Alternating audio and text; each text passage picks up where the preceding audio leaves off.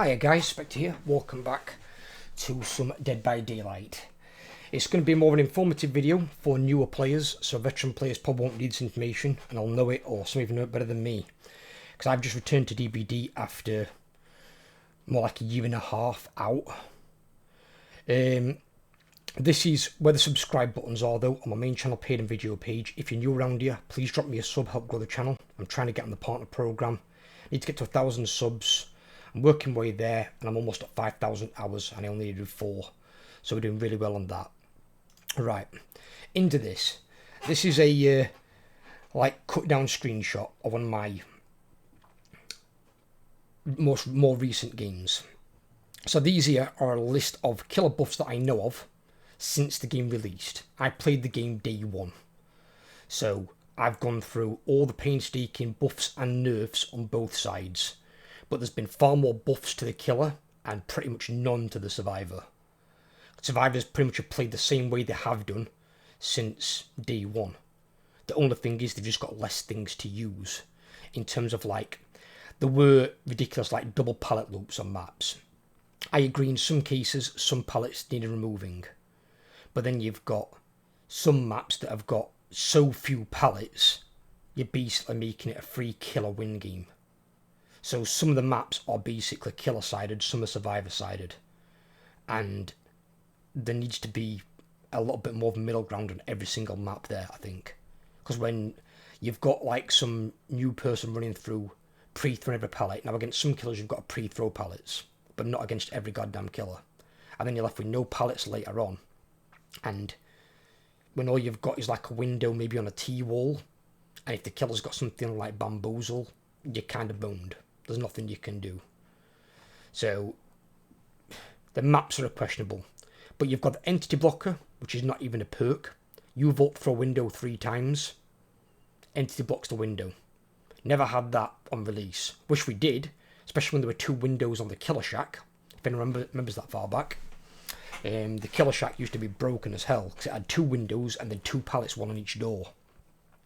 So it's now got 1 pallet and only 1 window.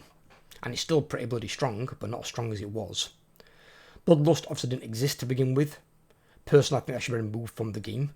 Just a way for killers to get faster in a longer chase. That's the way for the killer to basically win the chase for free. That shouldn't happen, it shouldn't exist. They thinned out the bushes on a lot of the maps to make it harder for survivors to hide. And I can personally test this because I've seen it on like the Yamoka maps. On some of the Millen Estate maps. The bushes that used to be okay to hide in are now crap. They've thinned them out. So survivors have a harder time hiding. And bear in mind, going straight on here to this one, they've already nerfed Iron Will.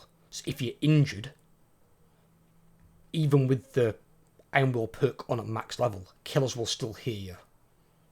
Unless they've got like a really crap headset and the volume down low, they will hear you. So you can't just break the chase and go and hide in a bush and then hope the killer doesn't hear you. It's not going to happen anymore. So the only way that's going to happen is if you are uninjured and thus making no noise. It's kind of crap that they've done that and thinned out the bushes to make the environment easier for the killer. This is supposed to be a game of basically hide and seek. That's what it is. It's like an adult version of hide and seek. You know, use your fucking eyes. Simple as that. Hooks can't be permabroke. Now, don't get me wrong, I played Trapper back in the day when they used to permabreak traps and your hooks. They should never been able to permabreak the Trapper's traps anyway, because that's like his ability, his power. So that was complete crap. So when they stopped that happening, that was good for the Trapper. That needed to happen.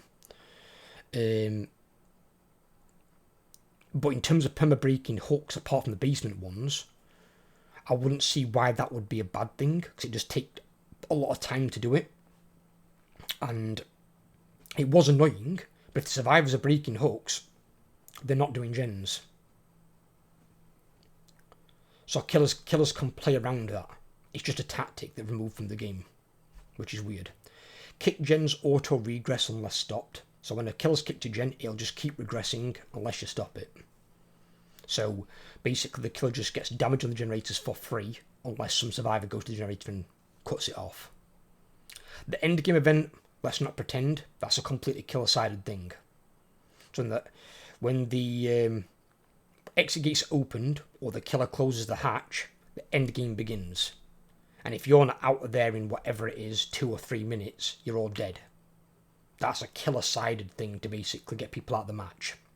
Now, I can understand them having a cut-off for a match. Well, they've got one anyway. I think if you're in a game up to an hour, all the survivors die. But again, why is it always benefiting the killer?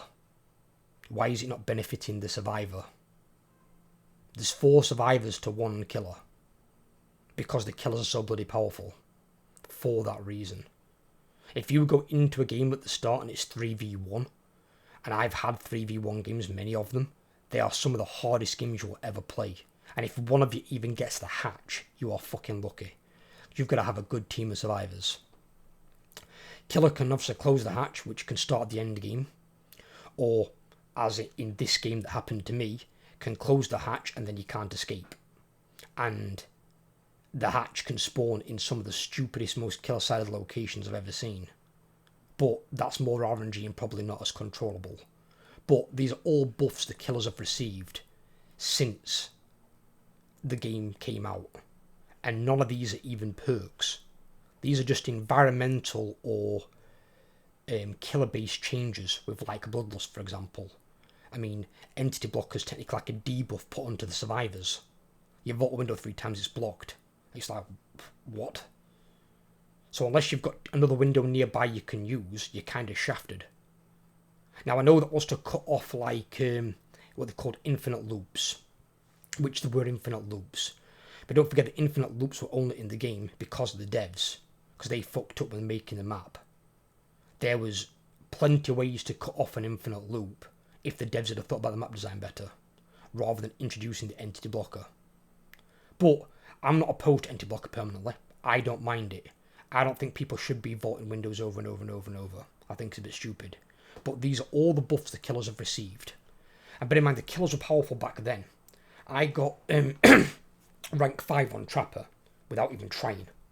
And that's when they could basically didn't have any of these things. So they perma-broke my traps most game, they perma-broke my hooks. I tried one game where I had to slug all 4 survivors because I physically couldn't get them from one end of the map to the other into the basement. It was just too far. So I had to let them all bleed out. It was the only way I was going to win the game. So I've gone through the hardships on both sides. I do prefer Survivor, yes, because I find it more fun. But you're also more handicapped based on your teammates. If your teammates are bad, you're probably not going to escape unless you get a lucky hatch.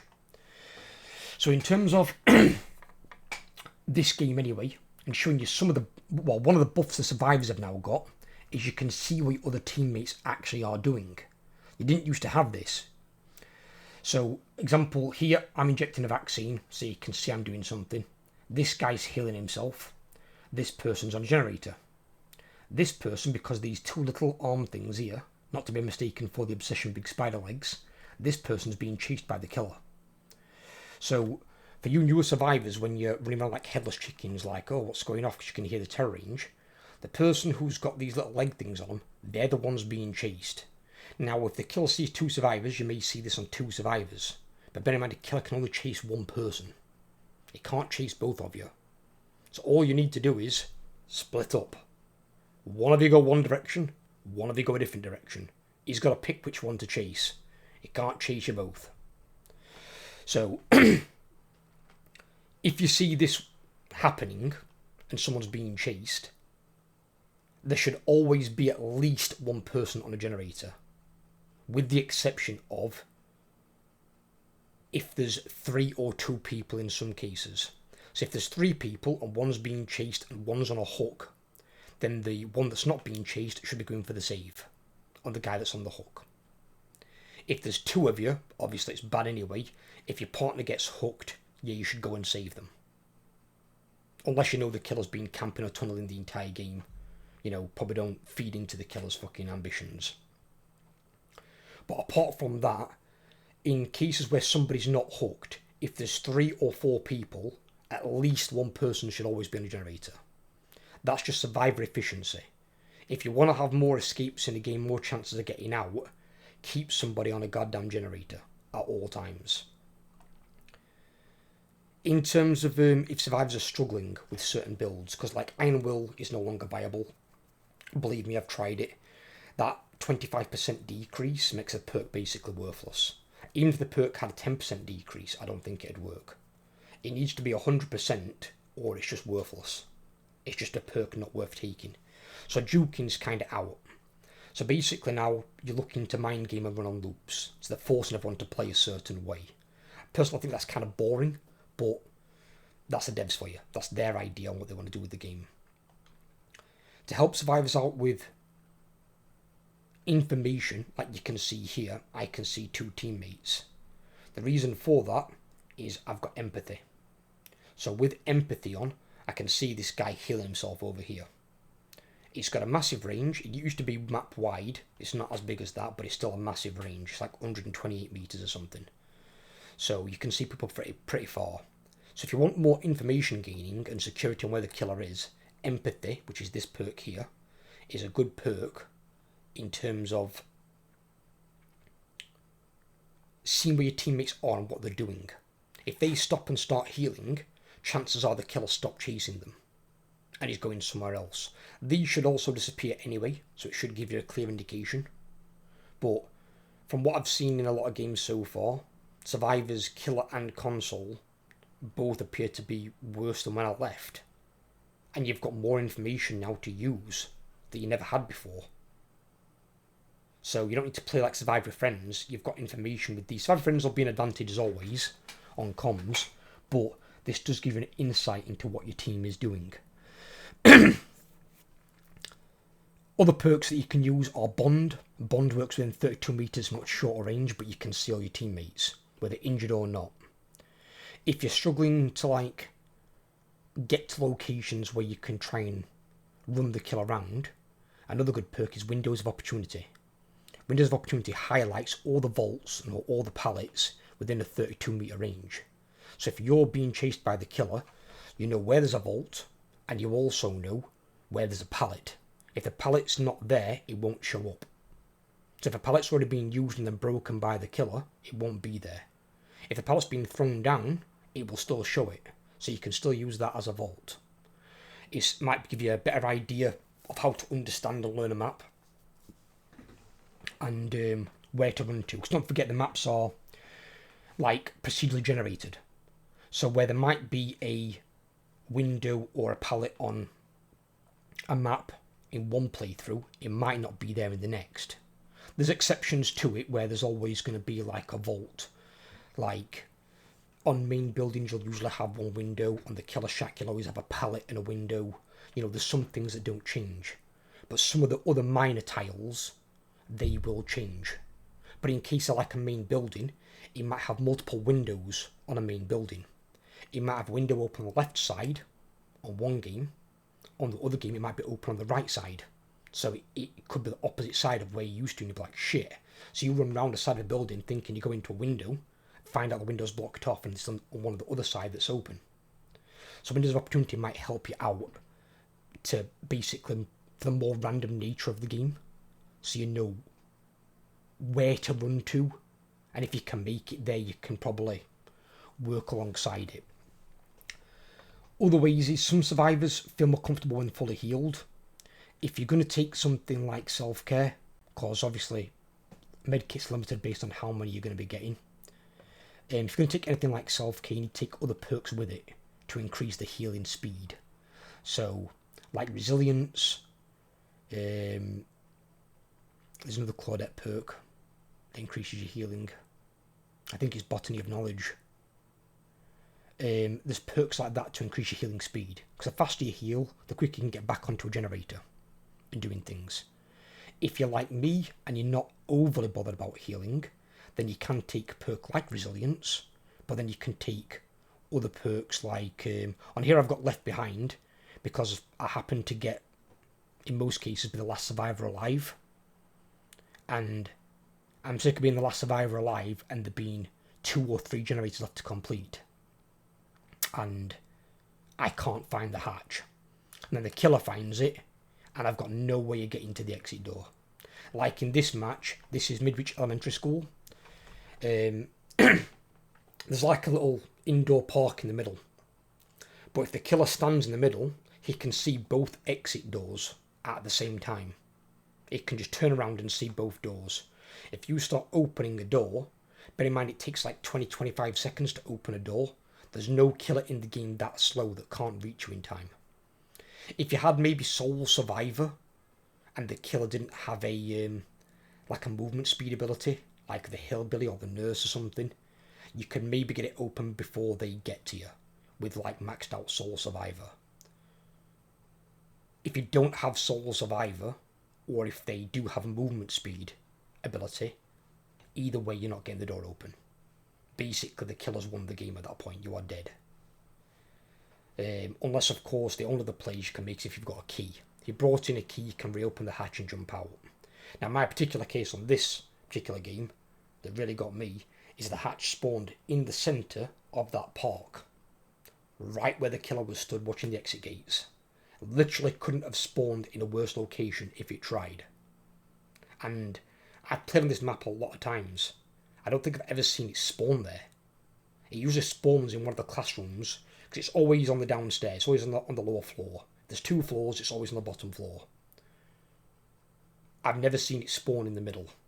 So I was completely shafted.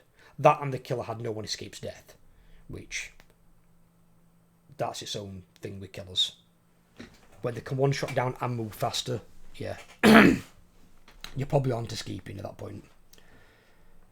But just looking at all the information you've now got, because I spoke to some survivors at the end of the match, the ones that weren't on console, and were like, why are we doing this at this point? And he's like, oh, I could hear killer's terror range, and it sounded really close.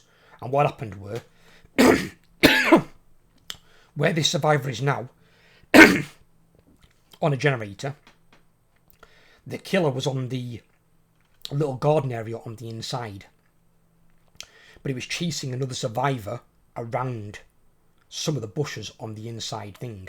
So if you're on the other side of the wall, it sounds like the killer's practically right behind you. So this survivor crapped himself and started running, and he was just running round in a circle.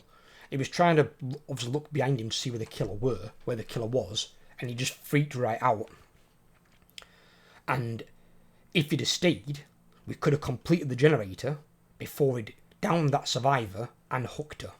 We had the time to do it. But because he left, and it was just me working the generator, the killer downed that person, put them on a hook, and then come and chased me off the generator and kicked it. It's, obviously if you're brand new to the game, you have got a learning curve to understand what is going on. And at the start you're going to have fuck all perks. But when you've got some perks on you, there are some good ones to aim for, and some that are just like meme perks or fads. They're not really going to do anything amazing. But at least with this, and again, these aren't based on perks. These are just things you can see in the game. So the devs are giving you this information for free. So this is like the first real survivor buff that we've got. So you can see what people are doing. Like if they're cleansing a totem, it'll tell you they're cleansing a totem. But if you see these little tiny spider legs around someone's portrait, that's the person presently being chased. So if that's not round your portrait, it ain't you. So you ain't got to go running off a generator and doing laps around the fucking bottom floor of the elementary school. Stay and get the gens done. You know, it's not overly hard. This game surprised me, because you can see I was the first one fucking hooked. The killer had a perk where he could see all the survivors at the start of the game for like 9 seconds, and the killer must have started literally down the fucking corridor from me. So it came straight to me, and I was in the worst fucking room imaginable. And there was no way out of the room apart from the door the killer came in, which was an arse ache. The other thing as well is, when you're playing the game, if you've not got somebody on comms talking in your ear or whatever, listen to it. If you're running towards like an area and there's a generator on, you can hear the clicks of a survivor working on it. Now if the generator's not too far along, be that as it may. If you can hear generators like hammering, like really, really going, and it's probably 3/4 or almost done, don't take the killer to the goddamn survivor on the generator. Use your brain. Don't be a complete moron. If they complete a generator, it's one less generator to do. So then you can basically have more chance of escaping the match. Then every time you run a killer to another survivor on the gen, he's going to chase both of you away from the generator and kick it and regress it. And then probably still get one of you down anyway. So all you've done is made it harder for you to escape. You've not helped your team at all. If you hear a generator hammering away, take the killer the opposite goddamn direction. I mean, if you've got perk bond on that I mentioned earlier, that will show you that a survivor's working on a gen. Example, like so. So if I see that she's working on a generator, I can see the silhouette of what she's doing. I wouldn't go and take the killer to that person. It doesn't benefit you or them, because then you're stopping them doing a generator they could otherwise complete while you run the killer around. Now in some cases, if you death hook, you might be thinking, right, if I run the killer to this generator, he might chase them instead of me. But then you're playing the odds. The killer might decide, fuck this, I'm going to run this guy down and kill him. So all you do is then fuck over the rest of your team. And on the survivor side, it's not a killer-based game. A killer's solo play. When you're playing survivor, you're playing as a team. If you fuck over your own team, unless you're working with the killer, in which case you're an asshole, you're not going to escape. Unless you get really lucky with the hatch. So, use your headset, use your ears. If you hear a gen's far along, don't take the killer to that generator. Take him somewhere else. It doesn't even matter if ultimately you get downed. With the maybe the minor exception of if you death hook. But if you're death hook and they could pop, say, the last gen, and then maybe get the exit door and get out, you might save 2 or 3 other people at the cost of your own life, rather than getting them taken off the gen, prolonging the game, and if it goes really bad, none of you escaping. So think of what other people are doing and how it can also benefit you. And if you're not death hook, at least then they can come and save you. So if they get another gen done, you're one more gen down. Obviously, it always sucks to be the person that gets hooked if it's the last generator, because then the killer, in most chances, is probably going to camp, as killers generally do. But the killer at that point can't do much else other than watch an exit gate. And if there's an exit gate nearby, then it's got both a guy on a hook and an exit gate. So he knows the other exit gate might be other side of the map. If you're lucky. Sometimes you get exit gates that are both side by side. I've had it before on Haddonfield, Michael Myers maps, where it was a hillbilly, and basically it could just chainsaw up and down in a straight line between the doors. And even if you had sole survivor, you are not going to open that exit gate before he gets to you with that chainsaw. Not a chance. He was going from one door to the other door in like 2 or 3 seconds, max. So there's no chance you could open that door. Not any. So I think in some cases you do get a bit boned by the RNG of the map itself. I think the devs, if they've not already done it, so again, not completely certain, but something they probably should consider is having some coding in the game where the exit gates do spawn on the opposite side of the map to each other. Or at least, if one spawns on the west side of the map, put one that spawns on the south side of the map somewhere. Don't put them both on the same wall of the map, because it's completely killer-sided. And if it's on the south side, don't put it so they both spawn in a bloody corner either. So if one's going to spawn down here, put it like, middle of the map in the south side. Or if the one's going to spawn up here, you can spawn it a bit closer, but it don't want to be in a straight line so the killer can monitor both gates. You've also got killers that can abuse it quite badly, like Huntress and ranged killers, because they can stand at one gate and throw hatchets at the other. And you know what I mean? It's just some of the things they need to think of in that case, where the killer's just getting free kills or free wins that in a lot of cases the killers don't deserve. If you manage to get all the gens done and there's one or two alive, you probably deserve to escape. The killer's job is to stop you doing the gens, not to then be able to fuck you over after the gens are done. The killer's already failed at doing their job. It's a bit harsh in certain cases with some of the crap I've seen with exit gate spawning. And I'm not including like endgame perks. If somebody's running an endgame build, that's completely their choice. They might play for the endgame. And some of those endgame perks before have caught me out and they're quite funny. Like I had the one that it brought up like an entity wall inside the exit gate so you couldn't escape. And then it reveals the your aura to the killer while you're inside the exit gate area. And I think it was against a Freddy or something. It was after Freddy got buffed when he could teleport generators. And I forget how it procs. I think he hooked someone and it procced it and I was like, fuck. Because I was trying to see if a friend was going to get out. And then that popped and we were like, fucking hell. And we're stuck there for like, well, we'd have been stuck for half a minute or more. But the killer ended up coming to the gate. I ended up getting killed because the killer had no head. But it were quite funny. It were a funny one. But this is just to help a lot of newer players. If you've got any questions, leave me a comment below in the comment section. See if I can answer a question for you so you're less befuddled by the game. Because the game isn't complex. It's not a complex game. It's really, really not. And once you've, got less frightened of things like skill checks and stuff like that and you're getting that down, just keep an eye on things that are here. All this information, I mean, when I first saw this on my screen, I didn't know what the hell that meant. I knew this one was obviously healing because of the symbol. That one's obviously a generator, and when I saw a totem, I knew that one was a totem. But then I saw some things like this, and I'm like, what the fucking hell does that mean? And then I saw it on this, because I'm injecting a vaccine, it's me doing some sort of action. I didn't know what the hell it meant.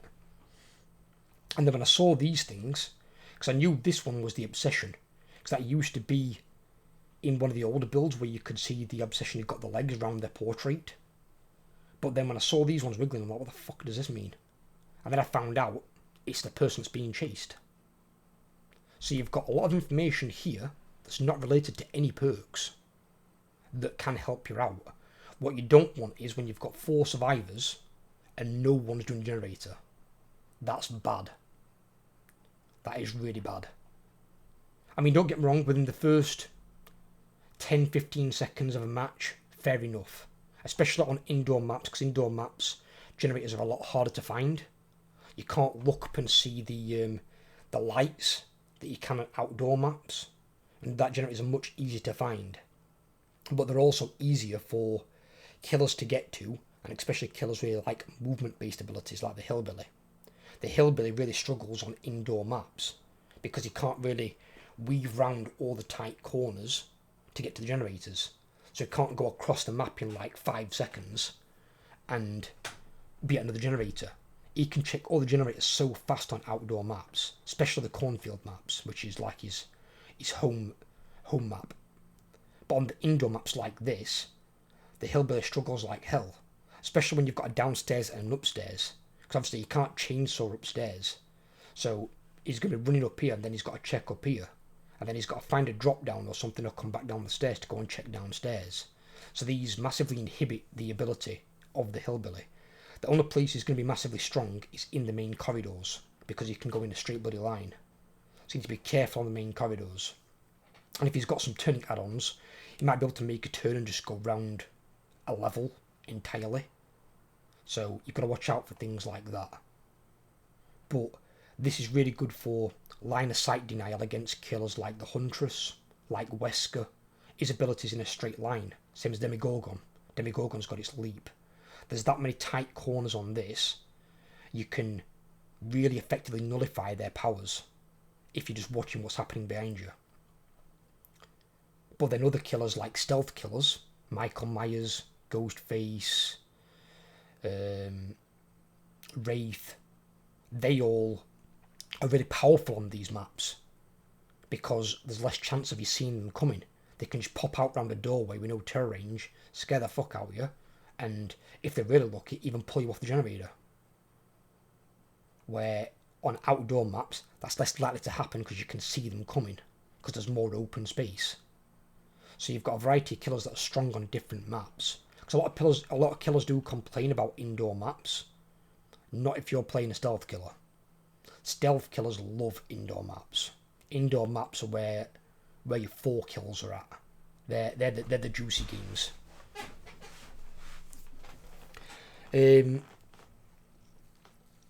Obviously if you're new as well, learn about the killer powers. Learn about what they do would be an idea. So physically go on to the killers, read the powers, what they do, or watch another video on YouTube about somebody who's explaining the killer powers, and so you can see what they do. But in terms of your basics, don't forget generators equal escape. There's 7 generators on a map, and you've got to do 5. There are some annoying killers like the fucking Skull Merchant. They're basically just 3 gens, and it's the most boring fucking killer tactic in the game. I played against it before against a doctor who intentionally 3-gened, and that guy got banned for prolonging the game because it weren't supposed to be done that way. And it was classed as like a form of griefing at the time. It was just so ridiculous. So obviously, if it's 3-gen, if you think you've got somebody who's going to do a 3-gen tactic, try and make sure that you get at least 1 generator that's further away or the other side of the map. Don't go and intentionally 3-gen yourself if you can avoid it. With the Skull Merchant, it's a bit harder because of the fucking drones, and they could just place drones up to monitor the generators. But that's just a really annoying bullshit tactic. And in all honesty, the Skull Merchant needs, I'd probably say, at least 1 or 2 drones taking off the Skull Merchant. They need like 2 drones max. Then at least they can only monitor 2 generators and not the 3rd. Because with how the Skull Merchant presently works, the 3-gen strat is its strat. And it's just shit. It's a horrible way to play a killer.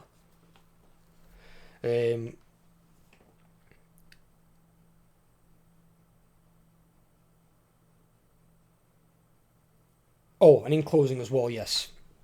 If there's 2 of you being chased and you're on some sort of loop, loops are a solo survivor play. They're not meant for 2 survivors, and they're certainly not meant for more. If somebody's on a loop and they're being chased, chances are they might be injured. So if they're injured and you're not, you move away. You give them the loop. They claim that loop if they're injured. So you then run the hell away. If you're both injured, technically you've got equal right to the loop. But if the killer's chasing that person and not going to commit to chasing you, move away. It can't chase both of you.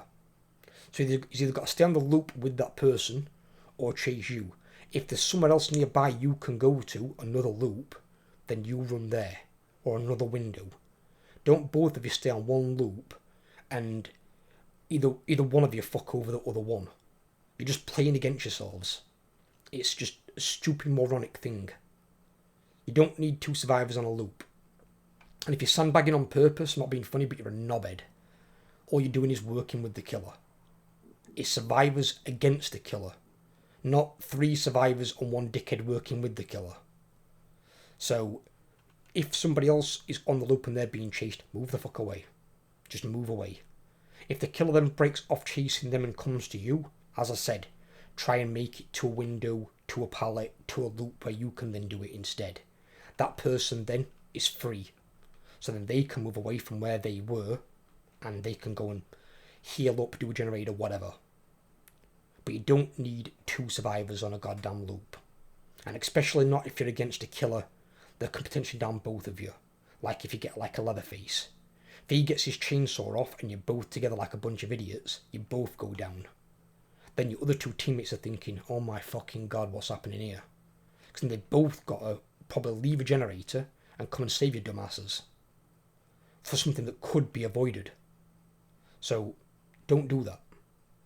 use your brains. It can't chase you both. One of you move away.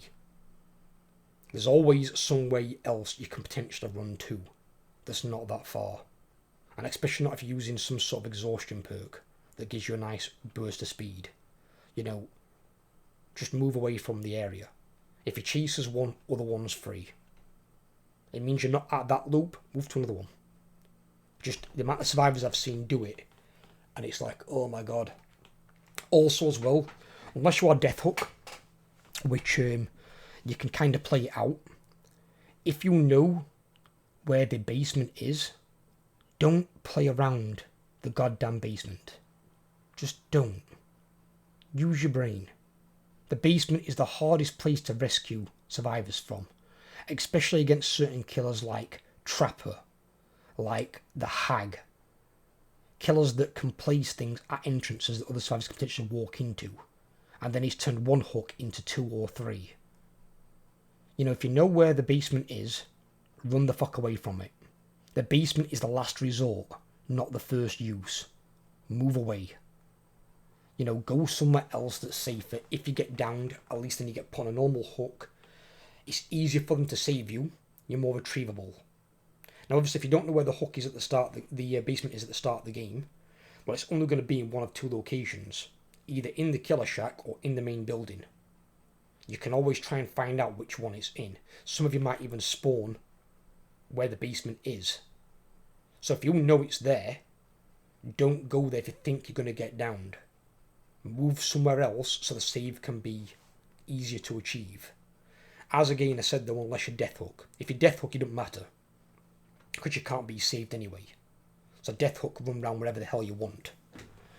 The other thing as well, this is similar to like the generator thing, where